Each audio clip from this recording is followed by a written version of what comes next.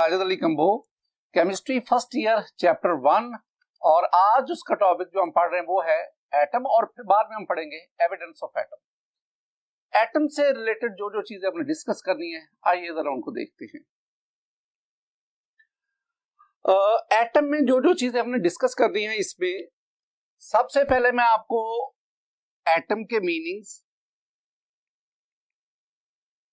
उसके बाद हम इसकी डेफिनेशन पढ़ेंगे, फिर हम ना सब एटॉमिक पार्टिकल्स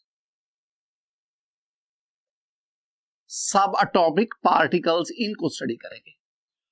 स्टूडेंट, इसमें कुछ टर्म्स होती हैं जैसे कि एटॉमिक नंबर है, मैस नंबर है, वो आप ना पिछली क्लासेस में 9th में पढ़ के आते हैं, लेकिन उनको याद रखना जरूरी है। मीनिंग्स भी हैं।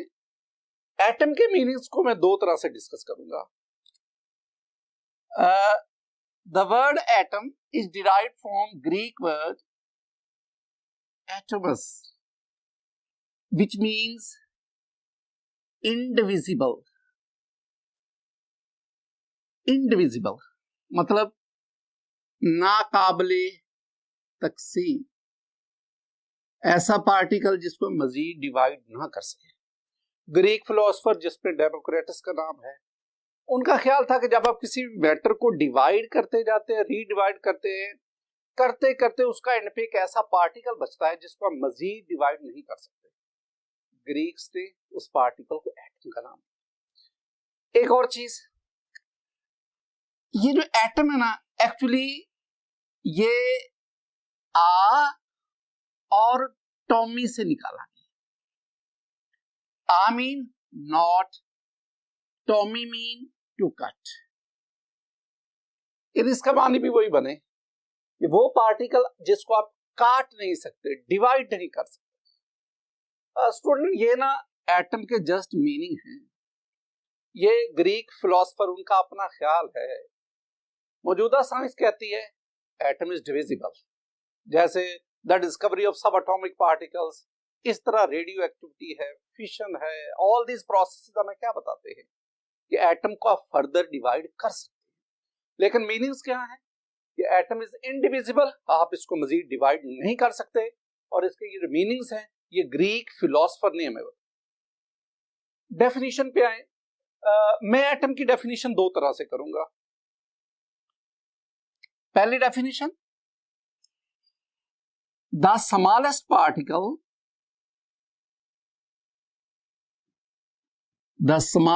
particle of an element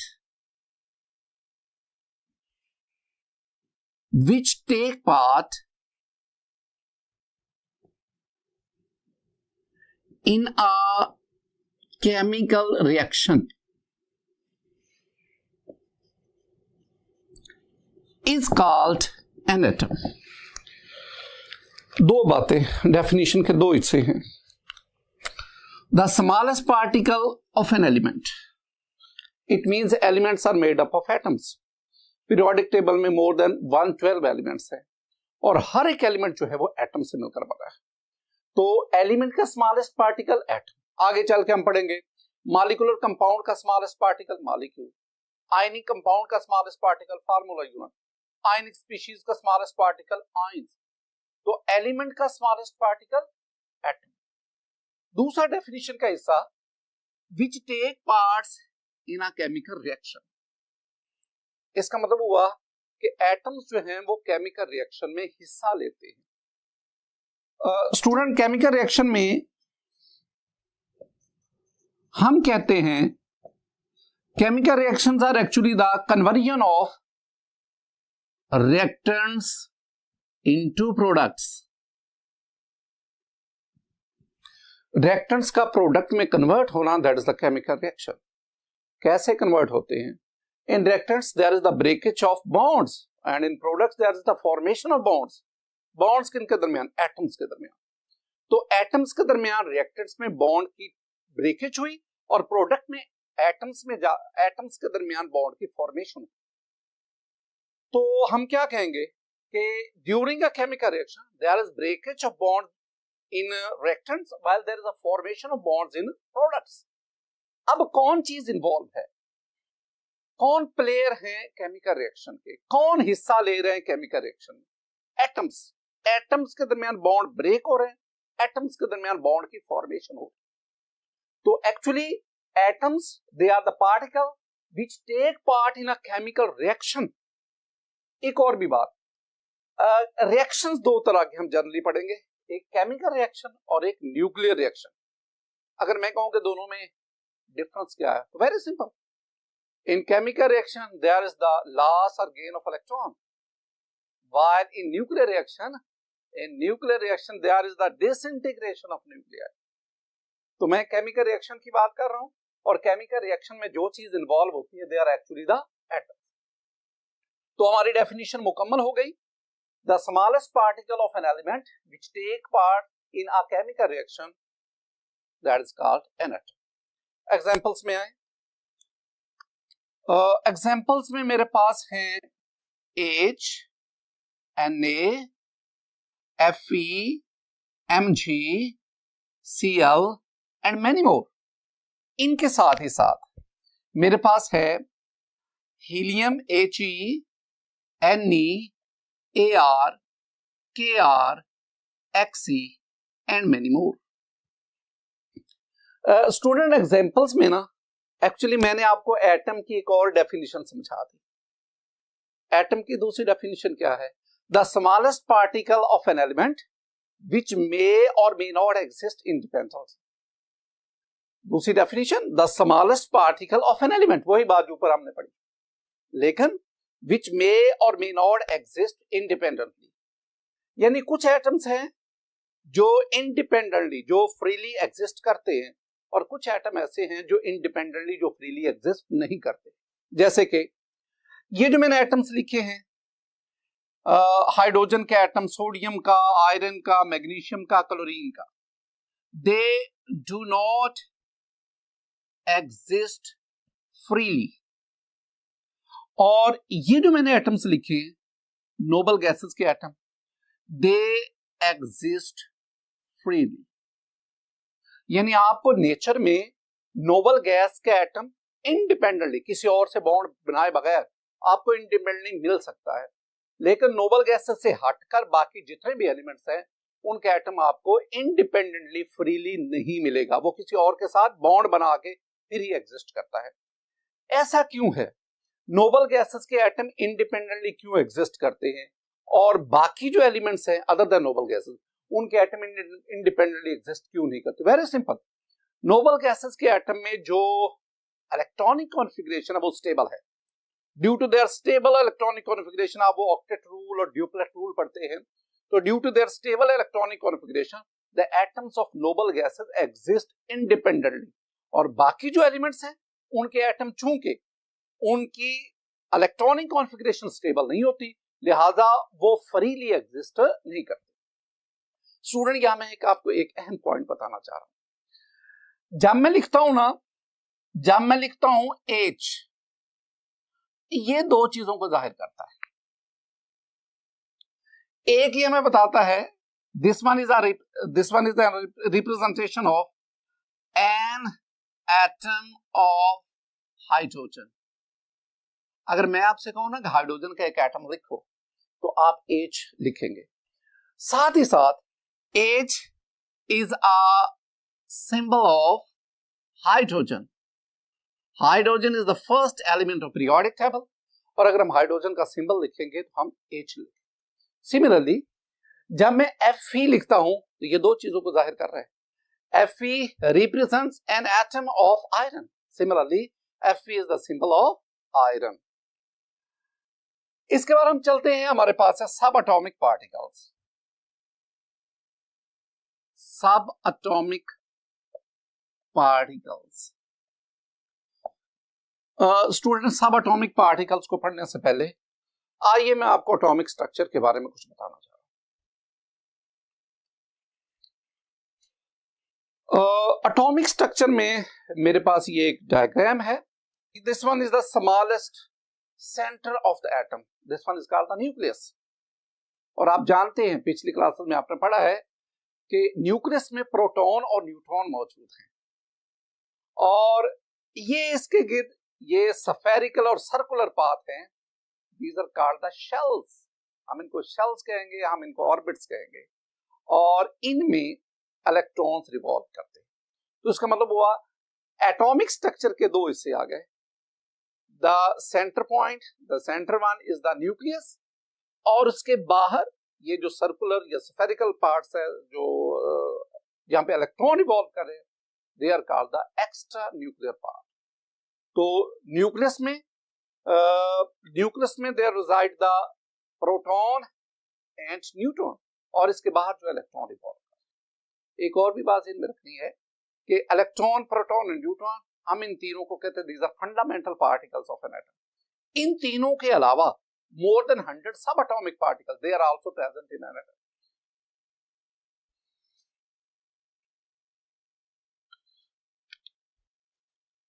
subatomic particle मैं इनको दो हिस्सों में डिवाइड करता हूं।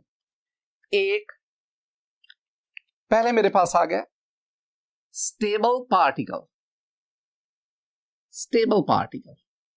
और दूसरा मेरे पास आ गया अनस्टेबल पार्टिकल। एटम के अंदर मौजूद पार्टिकल्स को मैं दो हिस्सों में कैटेगराइज करता हूं।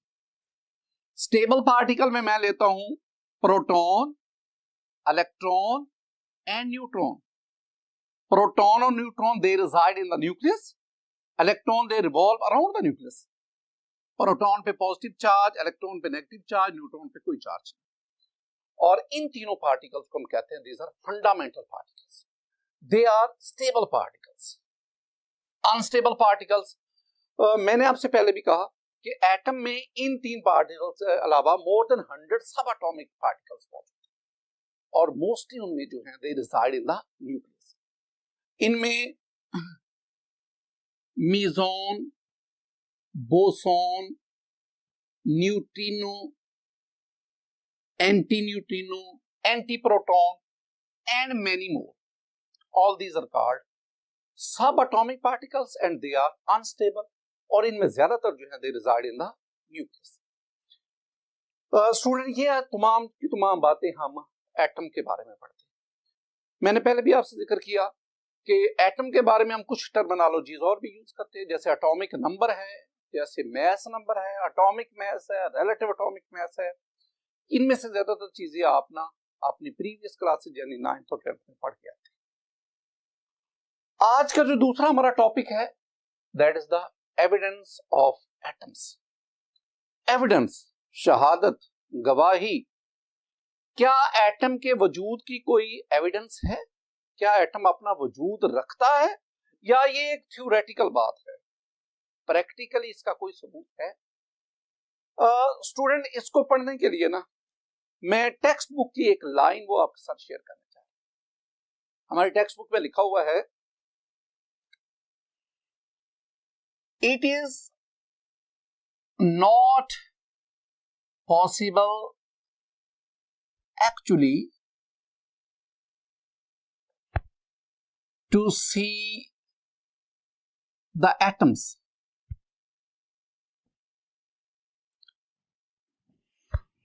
but the nearest possibility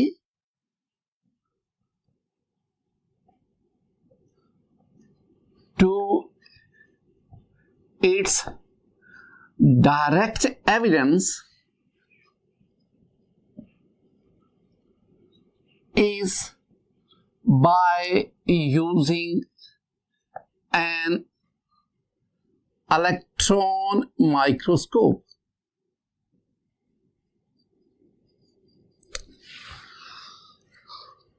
It is not possible actually to see an atom. हकीकत में एटम को देखना मुमकिन नहीं है, लेकिन हम इलेक्ट्रॉन माइक्रोस्कोप को यूज करके इसकी कोई नियरेस्ट पॉसिबिलिटी बना सकते हैं कि इसको देखा जा सके। इलेक्ट्रॉन माइक्रोस्कोप से कुछ ना कुछ आपको एविडेंस मिलते हैं एटम के। जरा ना इसका बेसिक नॉलेज उसकी तरफ आए कि किसी भी ऑब्जेक्ट को देखने के लिए बेसिक फिनोमिनन क्या है, किस किस्म की रेडिएशन हम इस्तेमाल करें कि हम ऑब्जेक्ट को देख सकें। आइए इसके लिए ना मैं कुछ बातें आपको समझाता हूं।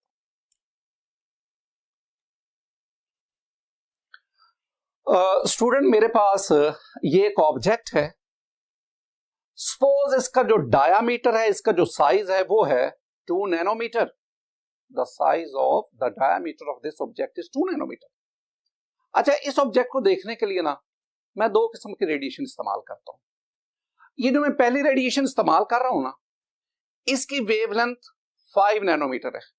I mean the wavelength of this radiation is greater than the size of the object. Object का साइज 2 नैनोमीटर और ये जो रेडिएशन यूज कर रहा हूं इसकी वेवलेंथ 5 नैनोमीटर। इसका मतलब अब ये देखिए, ये जो रेडिएशन है ये इस ऑब्जेक्ट को इससे रिफ्लेक्ट हुए बगैर आगे गुजर, जब ये रिफ्लेक्ट नहीं होगी, जब हमारी आंख तक नहीं पहुंचेगी, जब इंस्ट्रूमेंट तक नहीं पहुंचेगी, हम इस ऑब्जेक्ट को नहीं देख सकते। इससे क्या पता चला? इससे यह पता चला कि अगर रेडिएशन की वेवलेंथ ऑब्जेक्ट के साइज से बड़ी होगी तो फिर हम उस रेडिएशन से उस ऑब्जेक्ट को ऑब्जर्व नहीं कर सकते। यह दूसरी किस्म की रेडिएशन देखें, इस रेडिएशन की वेवलेंथ 2 नैनोमीटर से कम है और जब आप इस रेडिएशन को इस ऑब्जेक्ट पे थ्रो करेंगे, ये इस ऑब्जेक्ट से रिफ्लेक्ट होके इंस्ट्रूमेंट में आएगी और आप इस ऑब्जेक्ट को इजीली ऑब्जर्व कर सकेंगे। तो हमारे पास बेसिक नॉलेज क्या आया? अगर आप किसी भी ऑब्जेक्ट को देखना चाहते हैं तो आप ऐसी रेडिएशन इस्तेमाल करें जिसकी वेवलेंथ उस ऑब्जेक्ट के साइज के कंपेरेबल या उससे छोटी हो। अगर ऑब्जेक्ट के साइज से बड़ी रेडिएशन वेवलेंथ वाले रेडिएशन यूज करेंगे तो आप उस ऑब्जेक्ट को ऑब्जर्व नहीं कर सकते। अब आप इससे देखें, हम ना आमतौर पर ऑप्टिकल माइक्रोस्कोप के अंदर विजिबल लाइट यूज करते हैं।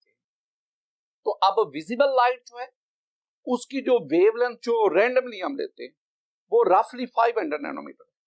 तो इसका मतलब है कि अगर किसी ऑब्जेक्ट का साइज 500 नैनोमीटर से कम होगा तो आप उसको ऑर्डिनरी ऑप्टिकल माइक्रोस्कोप से ऑब्जर्व नहीं कर सकते। जरा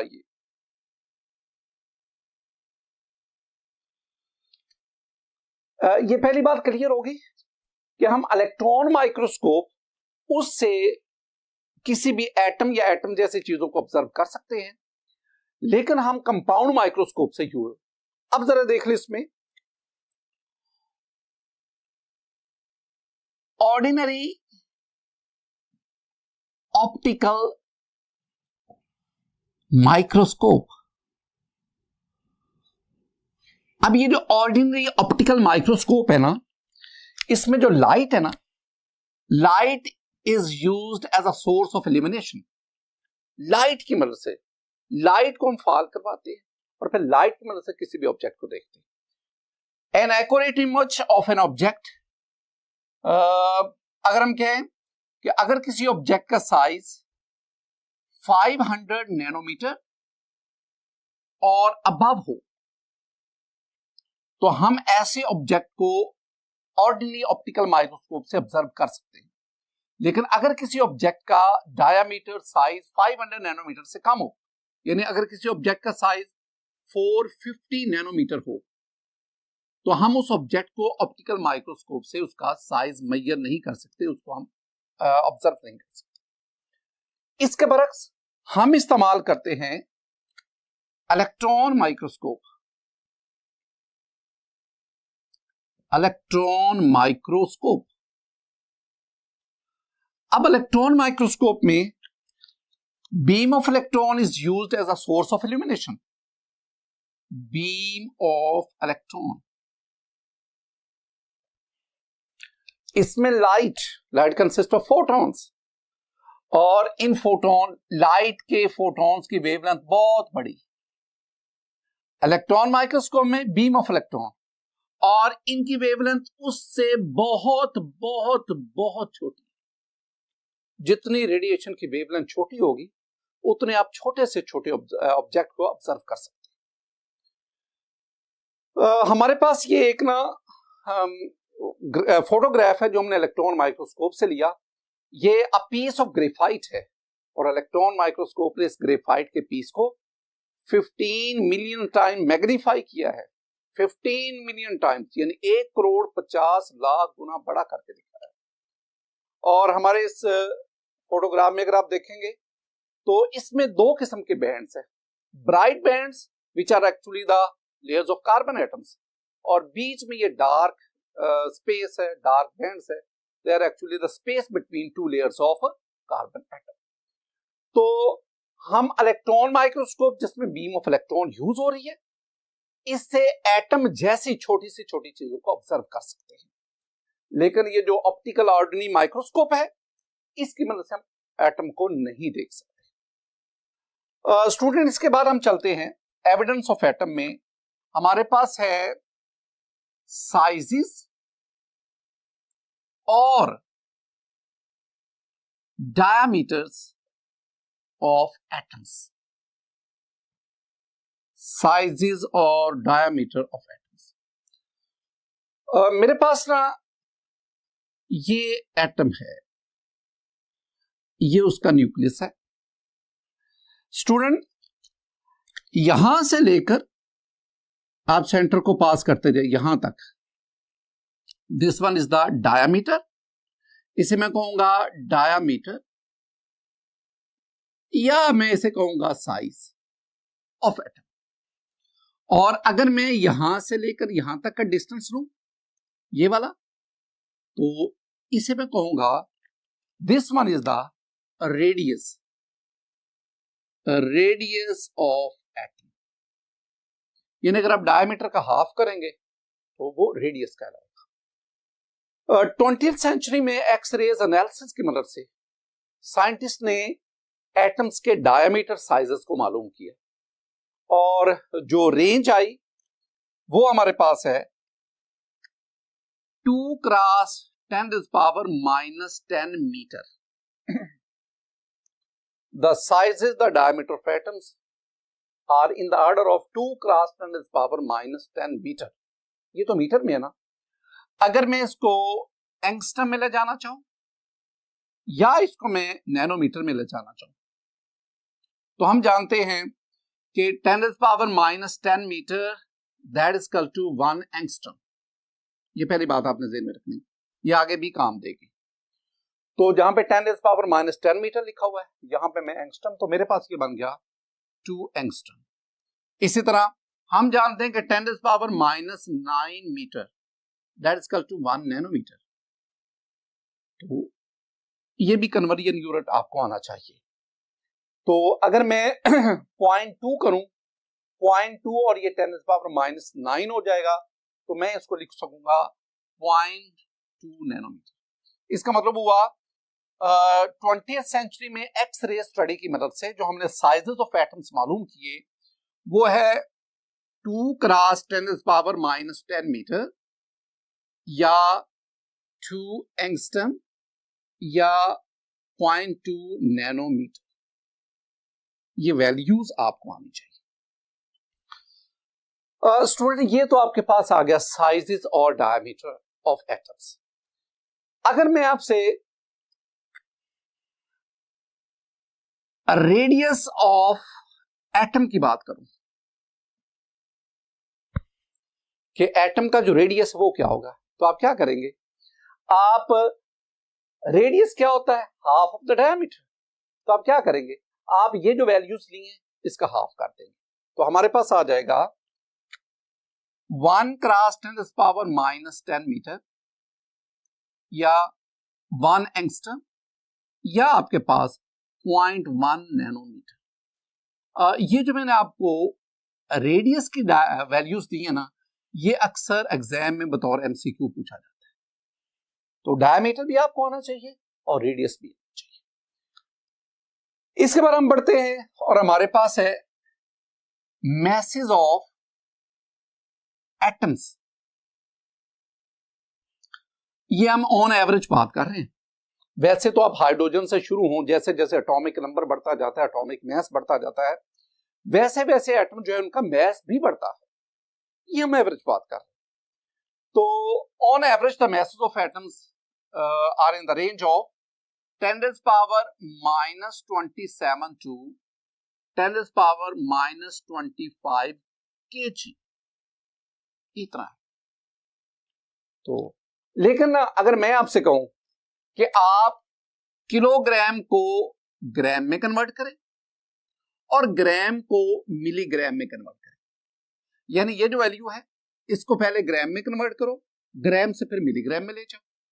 तो आप क्या करेंगे, if you want to convert kilogram into gram then multiply with 1000 mean 10⁻³ अगर आप किलोग्राम को ग्राम में कन्वर्ट करना चाहते हैं तो आप इस वैल्यू को 1000 से 1000 से मल्टीप्लाई करें।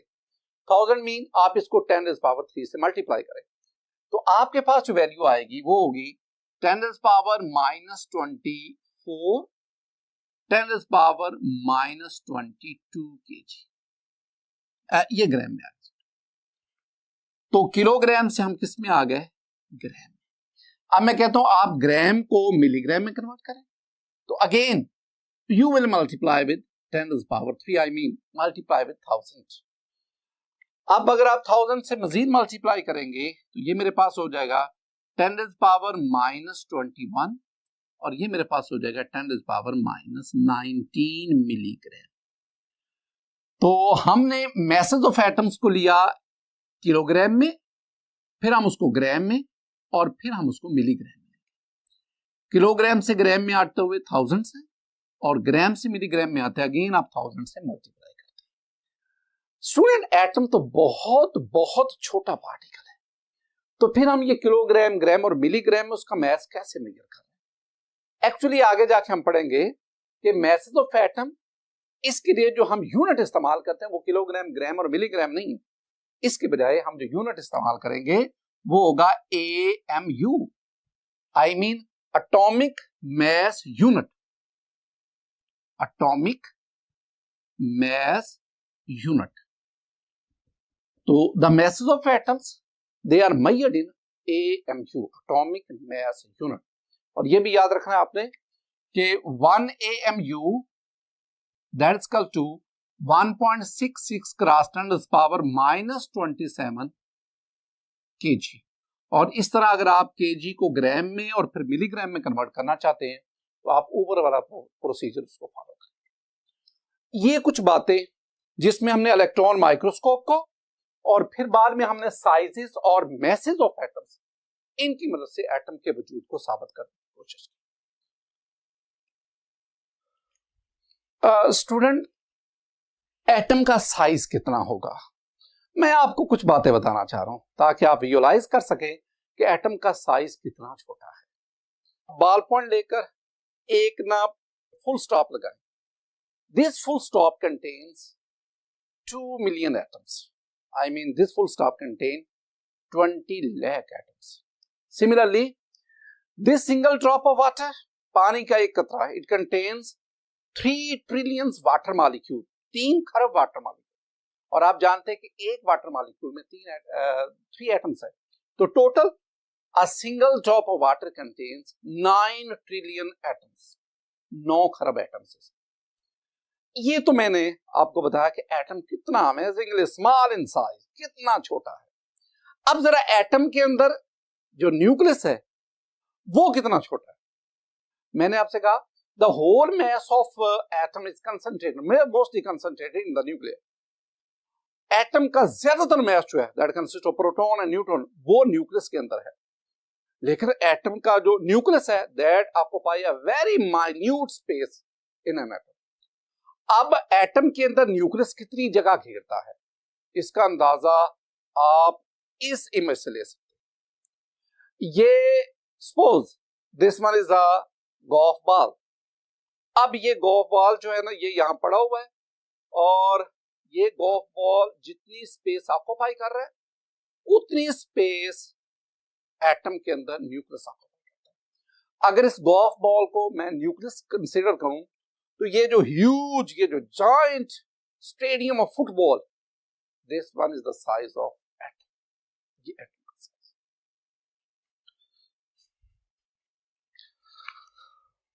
स्टूडेंट आज के इस लेक्चर में हमने एटम के बारे में, उसकी डेफिनेशन और बाद में फिर एविडेंस ऑफ एटम इसके बारे में पढ़ा।